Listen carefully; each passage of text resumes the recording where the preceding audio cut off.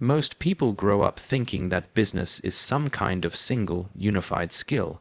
They imagine that there's a secret formula you can learn in an MBA program or by reading the right textbooks.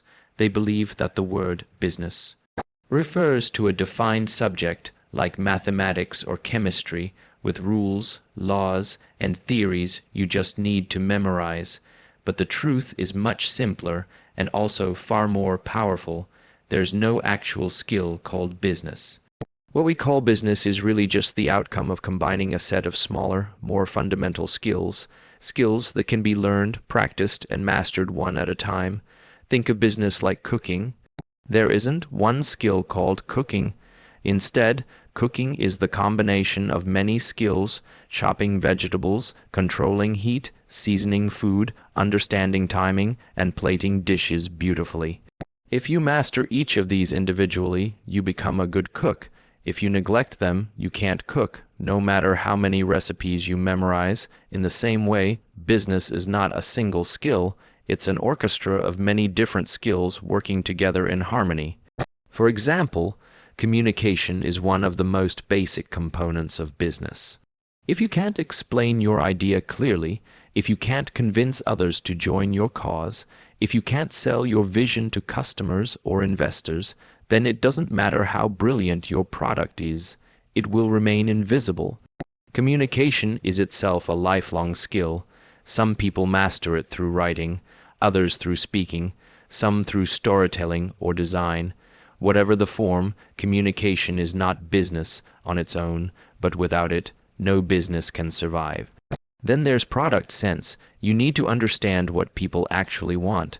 This isn't about memorizing case studies from business school. It's about developing a feel for human behavior, for the desires and frustrations of real people. It's about being able to look at the world, notice what's missing, and create something that fills the gap. Product sense is partly intuition and partly experience. It comes from observing people, experimenting with ideas, and paying close attention to feedback. Again, it isn't business in the abstract, but it's one of the skills that makes business possible. Another piece is financial literacy. You don't need to be an accountant, but you do need to understand how money flows. You should know the basics of costs, revenues, margins, and cash flow. Many great businesses have failed not because the product was bad or the customers didn't care, but because the founders didn't know how to manage money. They didn't understand that growth consumes cash, or that profitability is different from cash flow, or that raising money from investors comes with strings attached. Financial literacy is a skill, and it can be learned. Combine it with communication and product sense, and you're much closer to being what people call a business person. Leadership is another element. A business is not run by a single person, no matter how talented. At some point, you need others to believe in your mission, to join your team, and to give their energy and creativity to the project. Leadership isn't about barking orders. It's about inspiring trust, setting a direction, and giving people the freedom to do their best work. It's about creating an environment where people want to contribute. Leadership is its own discipline, studied by armies, companies, and sports teams. Learn leadership, and suddenly your business grows far beyond what you could do alone. Now imagine combining just these 4 skills: communication, product sense, financial literacy, and leadership. When someone brings them together, others look at them and say, that person is really good at business. But notice what actually happened. The person didn't learn some mystical thing called business. They mastered 4 very real, very practical skills, and then combined them in a useful way. That's what business is, a collection, not a single subject. And there are more skills. Negotiation, for example, is crucial. So is time management, decision making, and even self-awareness. The list goes on. No one masters them all, and that's okay. In fact, part of building a successful business is knowing which skills you personally need to develop and which ones you can bring in from others. That's why great founders surround themselves with co-founders, advisors, and teams whose skills complement their own. The mistake many people make is trying to study business as if it's a standalone subject. They enroll in programs, memorize frameworks, and take exams, thinking they now understand business. But when they step into the real world, they find that those frameworks fall apart because the world doesn't run on theories. It runs on skills. If you can't communicate, if you don't understand your product, if you mishandle money, or if you fail to inspire people, no diploma will save you. So the smart way forward is to forget the illusion of a single business skill.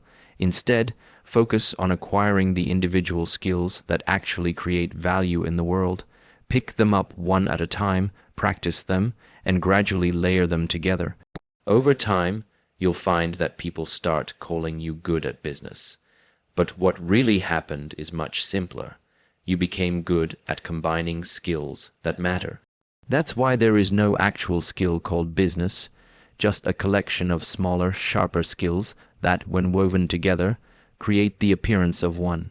When people talk about learning business, they usually mean going to school, sitting in classrooms, memorizing theories, and trying to understand case studies of companies from decades ago. They imagine that by studying general principles, they will somehow become capable entrepreneurs or executives. But the truth is that what matters most in the real world isn't abstract business knowledge. What matters is specific knowledge, the kind of knowledge that can't easily be taught, that you acquire through curiosity, practice, and lived experience. Specific knowledge is what separates people who create real value from those who just recite buzzwords. Specific knowledge is deeply personal. It grows out of your natural talents, your genuine interests, and the unique path you've taken through life. You can't just enroll in a class and expect to gain it. If you love computers and spend your teenage years tinkering with code, that experience gives you specific knowledge of how software really works. If you're fascinated by human psychology and you spend years observing behavior, testing ideas, and reading everything you can find, you develop specific knowledge about what motivates people.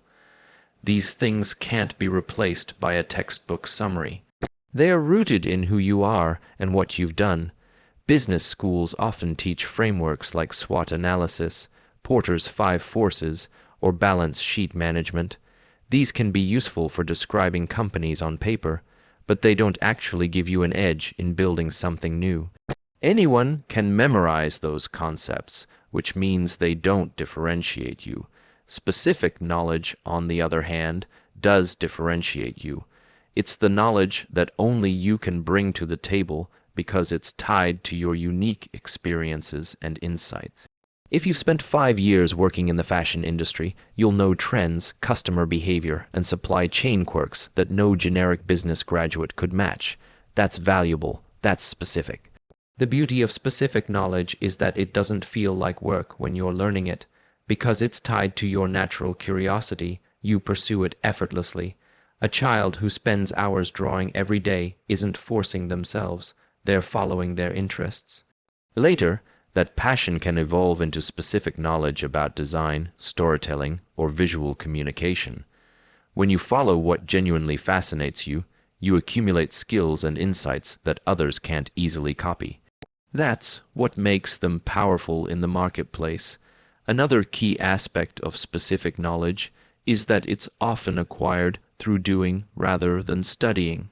You can read all the books you want about how to start a company, but until you actually build one, you won't understand the subtle realities, like how to convince your first customer, how to manage a team when money is tight, or how to handle the emotional roller coaster of uncertainty. Those lessons become ingrained only through experience. They are specific knowledge because they come from direct action, not abstract theory. If you look at successful entrepreneurs, very few of them became who they are because they learned business in the general sense. They succeeded because they leaned into their specific knowledge. A programmer built software that scaled to millions. A designer created a product so beautiful people couldn't ignore it. A writer developed an audience that trusted every word. None of these people studied business as an abstract subject. They mastered something concrete and irreplaceable, and the business part emerged naturally around it. This is why trying to learn business as a subject is often backwards. You don't start with business and then figure out what to do.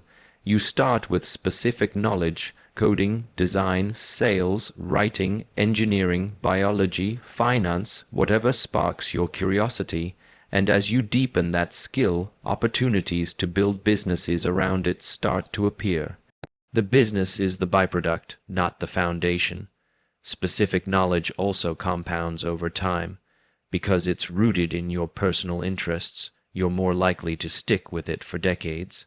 Someone who forces themselves to study general business principles may burn out, but someone obsessed with a field will naturally keep learning, experimenting, and improving. 10 or 20 years later, that persistence builds an expertise that no one else can replicate. That's when you become irreplaceable. That's when leverage starts working for you, because the market rewards people who bring something unique. What's also important is that specific knowledge can't easily be automated or outsourced. General knowledge can be taught to anyone, which means it can also be replaced by anyone. But specific knowledge, like the ability to write engaging code, to design a product that resonates emotionally, or to understand a niche culture from the inside, is far harder to replace. Machines can take over repetitive tasks, but they can't easily replicate your creativity, your taste, or your lived experience.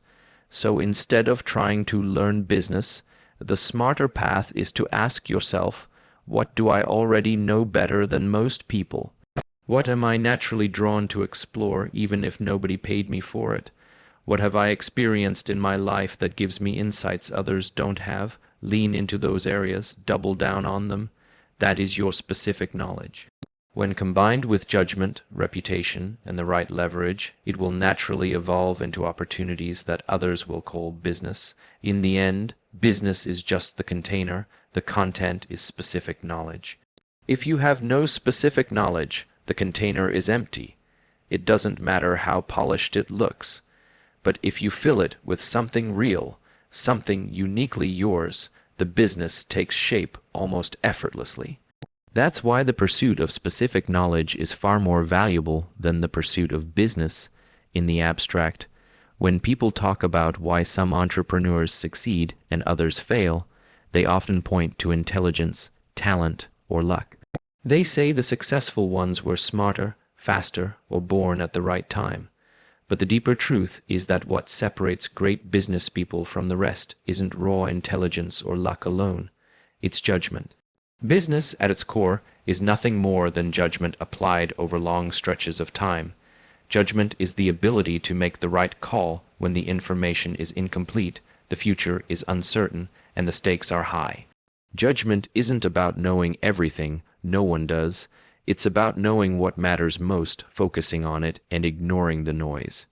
Every day in business presents you with dozens of decisions: what product feature to prioritize, which customer to listen to, whether to raise money or not, whether to hire a candidate, or whether to walk away from a deal. Most of those decisions will feel urgent. Most will demand your attention. But good judgment is the ability to filter out the noise and zero in on the few decisions that truly move the needle. A person with strong judgment doesn't get lost in busyness. They get the big calls right. The thing about judgment is that it compounds. Just like money compounds when invested wisely, judgment compounds when exercised consistently. If you make a series of good calls over years, the results multiply. You hire the right people early, and they help you make better decisions. You choose the right markets to enter, and they grow bigger than you imagined. You avoid the traps that destroy others, like overexpansion, reckless spending, or chasing fads. Each good decision strengthens your foundation, giving you more leverage for the next one. That's why seasoned entrepreneurs often seem to make success look easy. It isn't that they've discovered a secret formula. It's that years of applying judgment have put them in a position where every move has more impact. Judgment also requires patience. The temptation in business is always to chase short-term wins, the quick profit, the flashy announcement, the temporary spike in attention. But those who play for the long term know that rushing often leads to mistakes. A founder with good judgment is willing to say no to deals that look good today but compromise the future. They're willing to wait for the right partner instead of grabbing the first one available. They understand that reputation is built slowly and lost quickly, so they protect it at all costs. Playing the long game requires restraint, and restraint comes from judgment. It's important to realize that judgment isn't something you can memorize from a book. It isn't a checklist or a formula. Judgment is built through experience, reflection, and learning from mistakes. Every time you make a decision, you get feedback. If you're honest with yourself, you notice when your assumptions were wrong, when your biases misled you, when your emotions clouded your thinking. Over time, if you keep paying attention, you refine your sense of what works and what doesn't.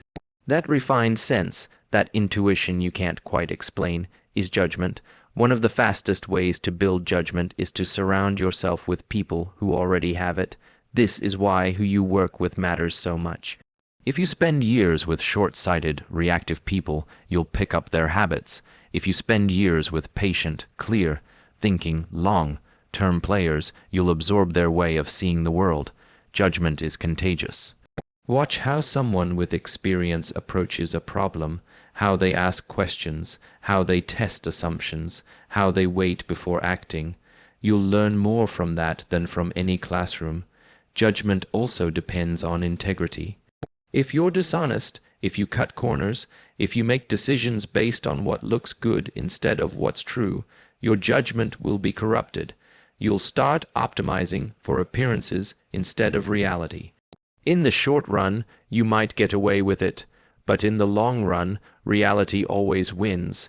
The people who consistently apply sound judgment are the ones who align themselves with reality, even when it's uncomfortable. They're willing to face the truth, however harsh, and act accordingly. That's what gives their decisions staying power. When you step back, you realize that the very best entrepreneurs are really just masters of judgment. They don't know everything. They don't have to. They know how to recognize the few things that matter, when to act, when to wait, and who to trust. Over decades, those skills compound into extraordinary outcomes. Outsiders may call it luck. Insiders know it's judgment, patiently applied over time. So if you want to get better at business, stop thinking of it as a set of tricks or hacks. Think of it as a practice in refining your judgment. Read widely, yes. Learn from others, yes. But above all, make decisions, watch what happens, and keep learning. Over the years, your ability to choose well will become your greatest asset. And in the end, that's all business really is, the art of making better and better decisions, again and again, until the results speak for themselves.